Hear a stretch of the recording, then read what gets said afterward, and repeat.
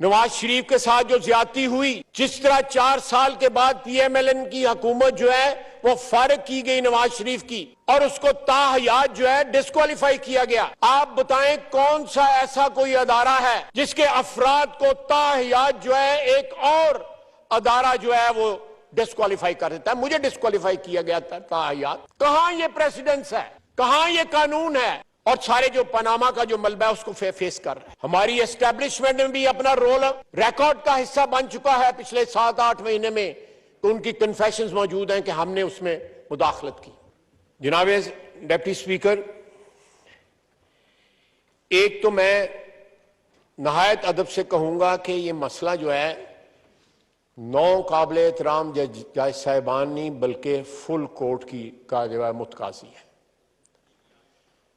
पूरा supreme court जो है वो बैठ के इस मसले का हल ढूंढे, हल तलाश करे, जो फरीक हैं मुख्तलिफ जो है उनसे पूछे और एक ऐसा हल दे जो ना सिर्फ आने वाले वक्त के लिए हमारे लिए तरियाक हो, आब हयात हो, बल्कि जो मराइज या जो मर्ज हमें लगे हुए हैं, लाहक हुए हैं दहाइयों से, उनका भी कोई थोड़ा सा बंदोबस्त कर दे। मैं फिर कहूंगा कि मैं अपनी कोई हदूद और कयूद को जो है जो मेरे ऊपर आइन और कानून और रवायात ने जो पार्लियामेंट्री ने लगाई हुई है, मैं उनको क्रॉस नहीं करना चाहता।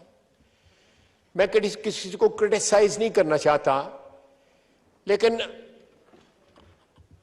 एक शिकायत रहती है कि पार्लियामेंटेरियंस या सियासी वर्कर जो हैं वो अदलिया को या अदलिया के नाम लेके क्रिटिसाइज करते हैं। मैं उनका नाम नहीं लेता जिनको क्रिटिसाइज किया जाता है, लेकिन जिनको क्रिटिसाइज नहीं किया जाता मैं उनका नाम जरूर लूंगा। 1-2 नाम ले लूंगा। जस्टिस मुनीर साहब को क्रिटिसाइज किया जाता है, जस्टिस कॉर्नेलियस को नहीं क्रिटिसाइज किया जाता। क्यों? ये अदलिया जो है, आला अदलिया जो है वो खुद पूछे। जस्टिस इरशाद हसन खान साहब को, जस्टिस रियाज शेख को क्रिटिसाइज किया जाता है, लेकिन सईदुज्जमान सिद्दीकी और नाज़िम सिद्दीकी साहब को नहीं किया जाता। इसी तरह ये पिछले दौर में, मैं ज्यादा दूर नहीं जाता, जजों के नाम लिए जाते हैं, क्रिटिसाइज किया जाता है। पनामा के जजेस को क्रिटिसाइज किया जाता है, जिन्होंने मेरे कायद को नवाज शरीफ के मुतल्लक जो है मुख्तलिफ रिमार्क्स पास किए, नामों से पुकारा, गलत नामों से पुकारा, बुरे नामों से पुकारा, उनका नाम लिया जाता है, क्रिटिसाइज किया जाता है उनको। जब वो हमारी टेरिटरी को ट्रेसपास करेंगे उन कुर्सियों पे बैठे हुए, तो हमारा भी हक बनता है कि हम आवाज उठाएं कि उन्होंने अपनी कुर्सी के तकाजे पूरे नहीं किए हुए। इनमें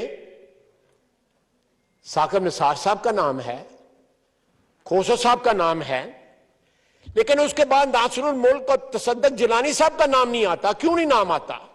ये अदलिया जो है, आला अदलिया अपने आप से ये सवाल करे। मेरा नहीं बनता कि मैं इस तशखीस का या इस तफरीक का जो है कॉजेज जो है इस फ्लोर के ऊपर बयान करूं। ये चीजें जो है मैं अदलिया पे, उनके अपनी सोच पे छोड़ देता हूं कि किन लोगों के नाम लिए जाते हैं और किन लोगों के नाम नहीं लिए जाते। दूसरी जनाब, मैं अर्ज करूंगा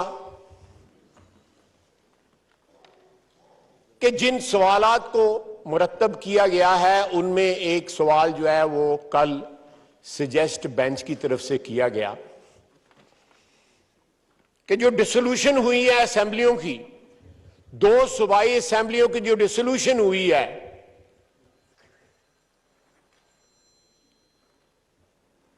उसका सारा जो मलबा है जिसको हम इस वक्त फेस कर रहे हैं सुप्रीम कोर्ट के अंदर, उसको क्यों ना एग्जामिन कर लिया जाए कि वो जो डिसोल्यूशन हुई है वो सही है या गलत है, या उससे पीछे चले जाएं जब 63A रीराइट किया गया है तजावज किया, आला अदलिया ने कॉन्स्टिट्यूशन को रीराइट किया, ये उनका काम नहीं है।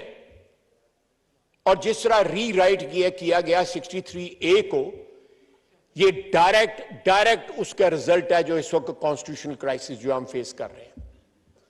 और सारा मुल्क जो है वो ग्राइंडिंग हॉल्ट पे आया हुआ है, इकोनॉमिकली भी, पॉलिटिकली भी और अदरवाइज भी। ये सारा सिलसिला अगर जाना है तो इस वक्त जो कल्प्रेट हैं, जो लोग इन्वॉल्व थे, जिन जिन जगहों के लोग इन्वॉल्व थे, उनकी कन्फेशंस भी ऑन रिकॉर्ड आ चुकी हैं, डायरेक्टली इनडायरेक्टली, के पनामा केस में नवाज शरीफ के साथ क्या हुआ था। जनाब डिप्टी स्पीकर, नवाज शरीफ के साथ जो ज्यादती हुई, जिस तरह 4 साल के बाद PMLN की हुकूमत जो है वो फारिग की गई नवाज शरीफ की, और उसको ताहयात जो है डिस्क्वालीफाई किया गया। आप बताएं कौन सा ऐसा कोई अदारा है जिसके अफराद को ताहयात जो है एक और अदारा जो है वो डिस्क्वालीफाई कर देता है। मुझे डिस्क्वालीफाई किया गया था ताहयात। कहां ये प्रेसिडेंस है, कहां ये कानून है? नवाज शरीफ को ताहयात, आज भी वो ताहयात जो है, और सारे जो पनामा का जो मलबा है उसको फेस कर रहा है। उस वक्त से ये स्टार्ट होना चाहिए। हमारी एस्टैब्लिशमेंट में भी अपना रोल रिकॉर्ड का हिस्सा बन चुका है पिछले 7-8 महीने में, कि उनकी कन्फेशंस मौजूद हैं कि हमने उसमें मुदाखलत की। जजों की भी, जुडिशरी भी कन्फेशन मौजूद हैं कि वहां पे तजावुज हुआ था उस केस के अंदर। इवन टू द एक्सटेंट के PTI की लीडरशिप की मौजूद, Shah Mahmood Qureshi is on record कि नवाज शरीफ के साथ ज्यादती हुई थी। कानून की हदूद से तजावुज किया गया था, आइन की हदूद से तजावुज किया गया था। मेरी दरखास्त है आपकी वसासत से, इस हाउस की वसासत से, अदालत उज़्मा के आगे दस्तबदस्ता कि पूरा बेंच बना के, पूरे कोर्ट का बेंच बना के जो है पनामा से स्टार्ट करें।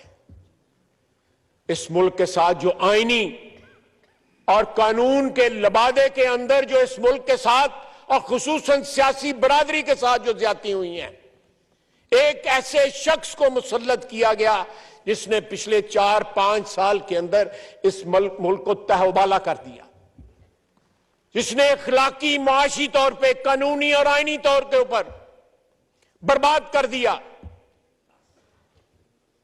जनाब, हमने कानूनी, आपने, मैंने, इस हाउस में बैठे दूसरे लोगों ने कानूनी तौर पे, आईनी तौर पे अपना हक इस्तेमाल किया। वोट ऑन नो कॉन्फिडेंस जो है वो पास किया गया, लेकिन साथ ही गवर्नमेंट जो है डिसॉल्व हो गई। किसने की? वो आज भी सदारती महल में बैठा हुआ है। वो आर्टिकल 6 का जी खिलाफ वर्जी का मुर्तकब हुआ है।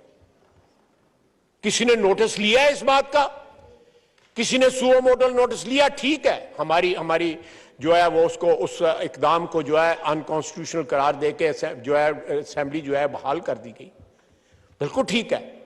लेकिन उसके बाद बजाय इसके कि बाकी कानूनी और आईनी तमाम मराइल जो है उसी तरह तय होते, असेंबलियों के अंदर जो कुछ हो रहा था उसके मुताबिक तय होते, फिर 63A को